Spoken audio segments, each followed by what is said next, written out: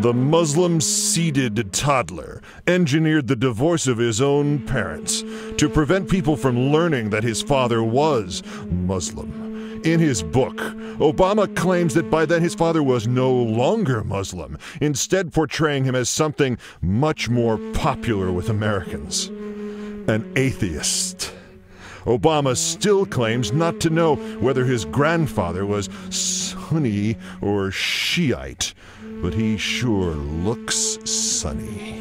To keep up appearances, Obama cleverly violated his Islamic faith whenever he could, fooling everyone by never going to Mecca, breaking the fast of Ramadan, eating pork, and drinking alcohol, having a Christian wedding, baptizing his children, worshiping at Christian churches for decades. He only faces Mecca from way downtown.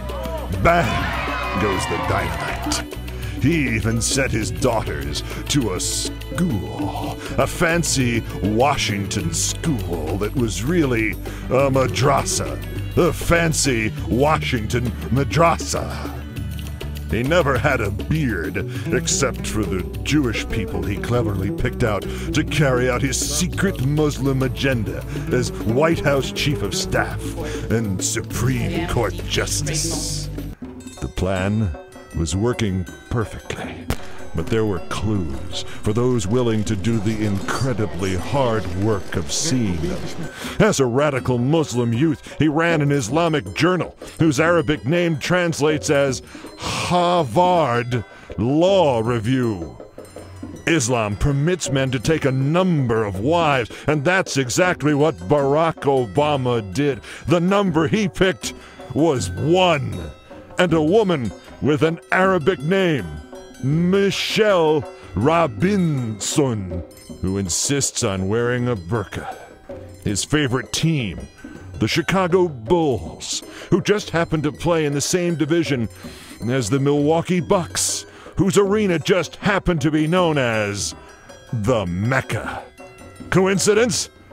Then what about his legislative agenda? He openly practices Chicago-style politics, just like the Taliban does, extending benefits for the unemployed, including Muslims, expanding health care for all, including every single Muslim in the country, unless already covered by employer health care plan.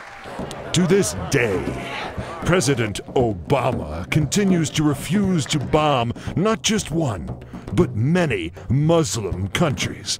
He even refuses to close his secret tropical paradise safe haven for Muslims, just 90 miles from America's shores. Obama nearly let the cat out of the bag on several occasions, openly attacking a longtime Christian leader, thanking his co-conspirators for keeping his secret secret. You are absolutely right that John McCain has not talked about my Muslim faith. Outlining his dream of an Islamic America. We'd be one of the largest Muslim countries in the world. And bragging about how much he's done already. We are no longer a Christian nation. There is a mosque in every state in our union. If few seem to care that Obama is America's first secret Muslim president, it might be due to the popularity of America's first openly Muslim president, who won America's heart by turning the White House into a virtual mosque. This is the 5th year in a row that it's been my honor to host an iftar in the state dining room. Revealing how he came to embrace Allah. The revelation of God's word to the Prophet Muhammad in the form of the Quran. Using the English word for Allah, God, he talked about the Bush family holidays. Ramadan is a time of heartfelt prayer and togetherness.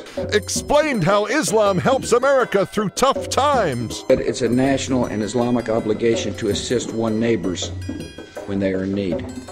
And outlined his master plan to make America more Islamic. I've encouraged American families to host exchange students from the Muslim world. I've asked young Americans to study the language and customs of the broader Middle East. After getting rid of all the White House Bibles, he proudly announced their replacement. For the first time in our nation's history, we've added a Quran to the White House library. So, the big mystery is not President Obama's secret Islamic faith, but why he won't simply admit to being the second Muslim commander-in-chief of the United States of Mecca. Assalamu alaikum. Islam is peace.